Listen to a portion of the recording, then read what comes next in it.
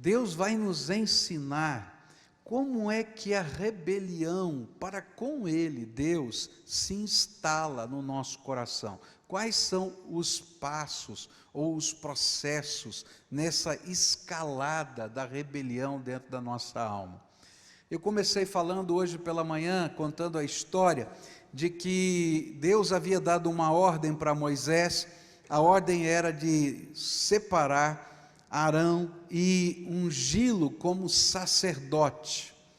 E isso criou um dissabor na tribo de Levi. Havia um líder muito forte chamado Corá, né? Em alguns lugares da Bíblia aparece Coré, né?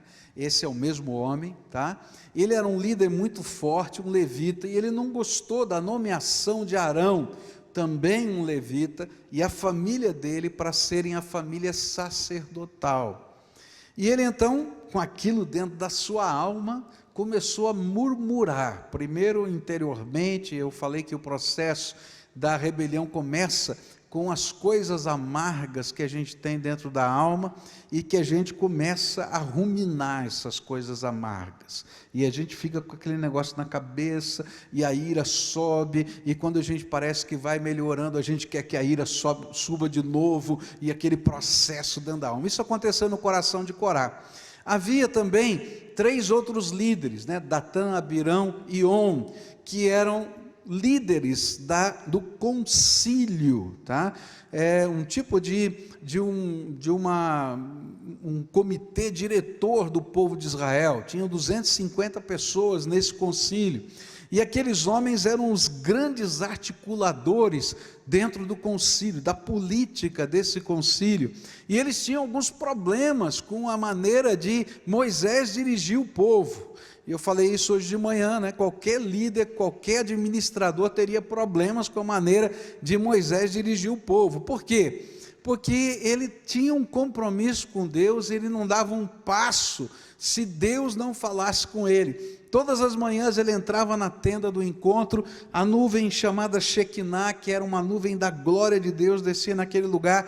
Deus lhe dava direções e ele começava então a seguir esses processos. Agora você imagina, você como administrador, você tem uma meta, a meta é chegar na terra prometida. Então o que você vai fazer? Você vai traçar um plano. E esse plano vai envolver onde tem fontes de água no deserto, qual é o melhor caminho, qual é o menor tempo possível, de maneira que o povo possa caminhar até lá sem perdas. É isso que eu faria, eu acho que você faria também. Agora você imagina ele chegar no conselho dos 250, não é, líderes, e dizer assim: olha, Deus me revelou o que nós vamos para a terra prometida. E aí eles perguntam: como? Ele falou: Deus já me falou, nós vamos seguir a nuvem. Segue a nuvem.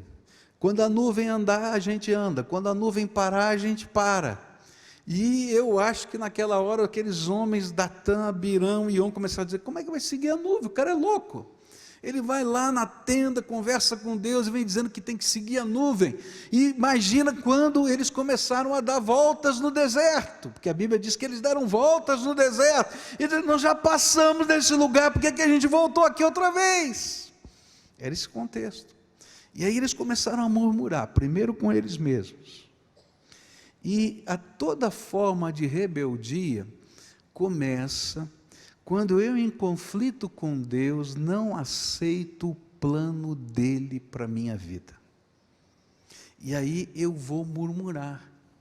Eu vou murmurar das circunstâncias, das situações, das pessoas, e aquilo começa a fazer mal, os meus olhos ficam corrompidos, e eu começo a enxergar a vida à luz da minha dor.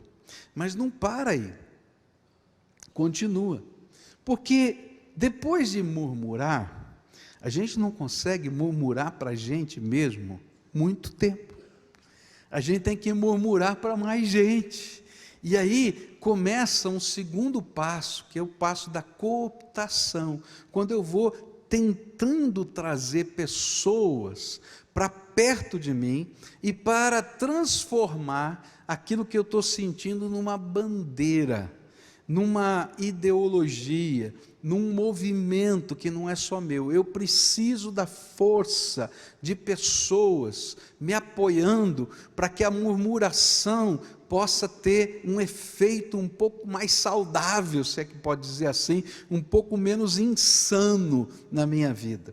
E foi isso que eles fizeram. Eles começaram Corá falando com Datã, Abirão e On, e depois esses homens começaram a falar com os 250 líderes, e os 250 líderes tinham esposas, começaram a falar com as suas esposas, e começaram a falar com os seus filhos, e filhos e esposas tinham agora coisas, não é, que eram assuntos confidenciais do governo, que eles sabiam, e agora eles estavam repartindo com seus amigos, porque eles tinham essas informações, e essa cooptação começou a virar um movimento muito forte, e aquilo que era um sentimento de mal-estar, virou uma bandeira, uma ideologia.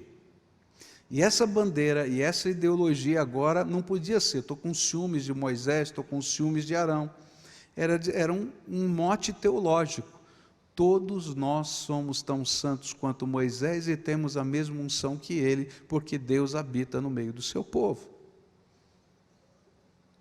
E eu falei hoje de manhã que é aí que nascem as heresias, aí é que nascem as filosofias, as ideologias, que as pessoas matam e morrem, porque essas se tornam as verdades absolutas que a gente defende. Mas a Bíblia diz que isso é rebeldia, porque lá dentro do coração, o que existia era um sentimento de não concordar com a maneira de Deus estar dirigindo a vida do seu povo.